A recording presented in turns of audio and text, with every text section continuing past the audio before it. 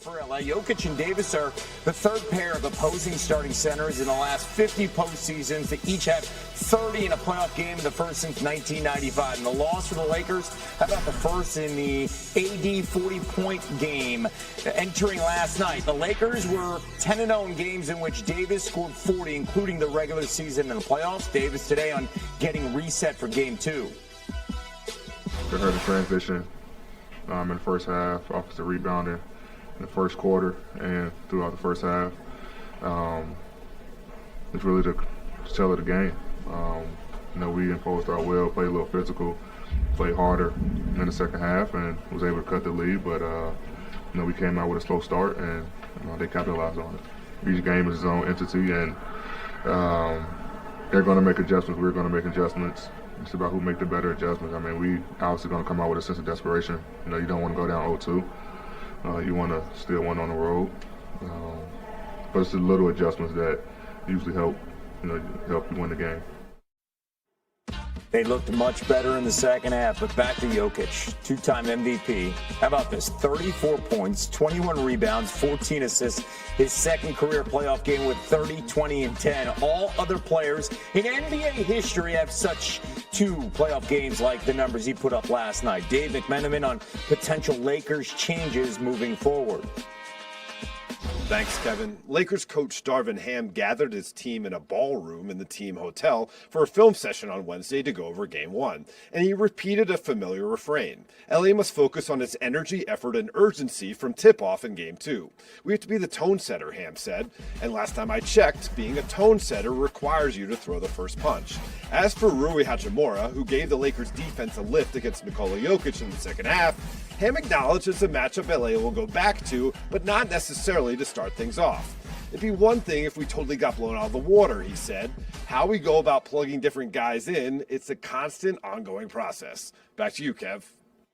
Dave, thank you. Meanwhile, in the Eastern Conference, there is Jimmy Butler. 5 career 30-point playoff games against the Celtics, including the last 2 outings against Boston. What does playoff Jimmy have in store tonight on the road in Boston? We will continue our coverage leading up to tip-off, Ellen. We are with the GOAT. How the adjustments the Celtics made against the Sixers will help them carry momentum into Game 1 against the NBA to digest, I hear. What lessons the Lakers learned after Game 1 went Joker's wild, but we're going to start in Game 1 in the Eastern Conference Finals. See, I only do Sports Centers when the finals have started, Kevin. It's in my contract. It's not. At 8:30 Eastern tonight, the Celtics host the Heat. Game 1. It's Game 1 against Miami.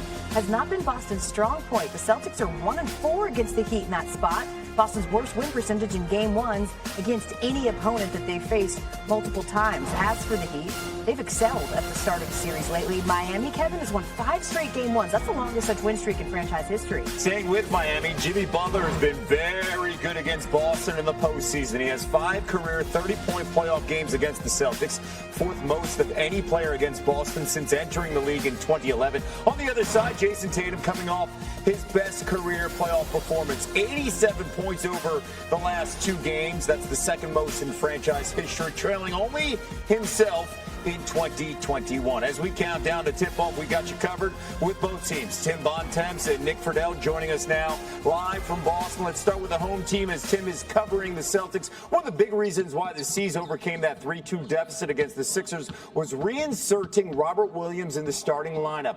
What's the team saying about his role in this series? Well, as you said, Kevin, that series against the Sixers shifted when Robert Williams went back into the starting lineup, a group that had not played together in these playoffs before it started Game 6 of that series. When I asked Robert Williams about getting back with that grouping with Al Horford, Jason Tatum, Jaylen Brown, and Marcus Smart this morning, after not playing with them hardly at all this season, he said it was like riding a bike, and that when he got back out on the court with them, things just fell right back into place. And certainly over those final 2 games of the conference semifinals, the Celtics looked a lot like the team that steamrolled the competition with those 5 guys on the court last season. Now, Joe Mazzulla said that Robert Williams will be back in the starting lineup tonight in Game 1 against the Heat. And the Celtics, from the moment Robert Williams got back in that grouping, they were ecstatic to have him out there on the court.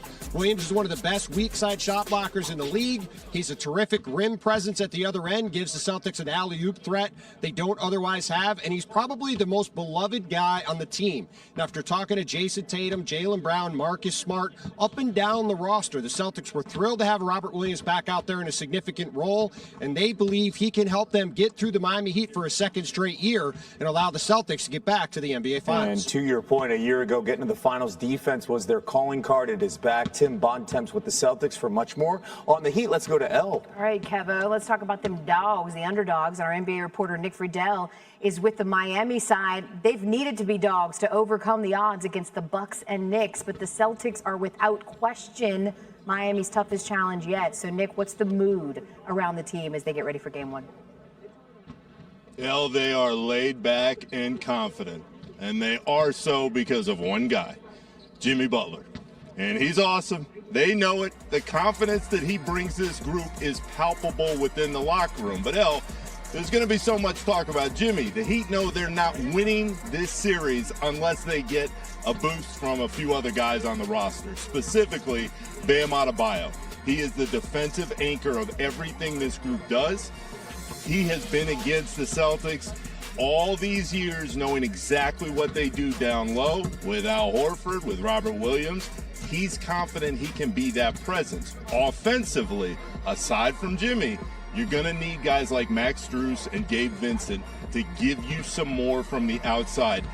In that Knicks series, when the Heat were struggling, they were getting open looks. They just weren't knocking them down. In this series against the Celtics, where they can switch all over the floor and they can hit you from a bunch of different spots, Strus and Vincent have to hit from the outside to stretch out the space for everybody else. The Heat believe they have enough to win.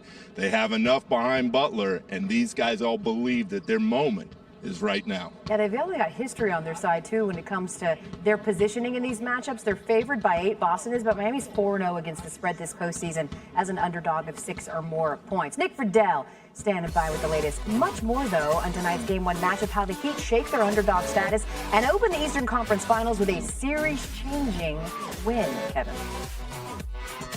A day after Doc Rivers was fired, Sixers president of basketball operations Daryl Morey said it was his call on the decision as he made that recommendation to Sixers ownership following their Game 7 collapse in Boston on Sunday. This afternoon, Morey faced the media and discussed the reaction of his players and the future of the franchise. John Barr has more in tonight's SportsCenter report. For years, the Philadelphia 76ers operated under the mantra, trust the process. But on Wednesday, President of Basketball Operations Daryl Morey seized upon another buzzword. There's been a lot of progress. We have made progress. I was talking about progress, that I do think a lot of progress has been made. Progress. Despite not advancing past the second round of the NBA playoffs for the past 3 seasons, Morey insists the 76ers are a better team. Morey acknowledged Wednesday that the firing of Doc Rivers after Sunday's disappointing Game 7 loss in Boston caught his franchise player, MVP Joel Embiid, off guard. He was very close with Coach Rivers, and yeah, he was shocked about the change, and and it's my job to help convince him that the new coach is someone that he'll have a great relationship with as well. Morey also said he wants James Harden back in Philadelphia. Harden reportedly will decline his player option and pursue a 4-year deal in free agency. Morey downplayed the narrative that Harden had a strained relationship with Rivers, a narrative Harden himself fueled with his lukewarm comments about Rivers after Sunday's loss in Boston. How has your relationship been with Doc, and would you like to see him back? Our relationship is okay. People make too much of those snap answers right after a loss like that.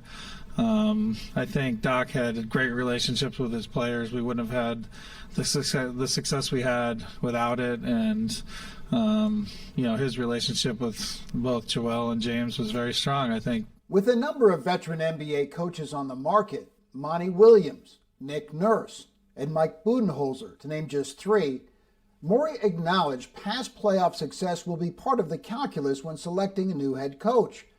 Morey said the process, there's that word again, will be careful, it won't be quick, and he said a few times Wednesday that players won't have direct input on the selection of a new head coach. For ESPN, I'm John Barr. Thank you, John Barr. We've got some must-see baseball action this afternoon for you. Bark at the Park in Oakland for Diamondbacks and A's. Oh, we're going to show baseball, not the dogs? Okay. Look at this, top of the first. Geraldo Perdomo hits it into foul territory. Okay, Jace Peterson. Not a lot of dogs in attendance. I see. Well, listen, honestly, it probably doubled their attendance record having the dogs there.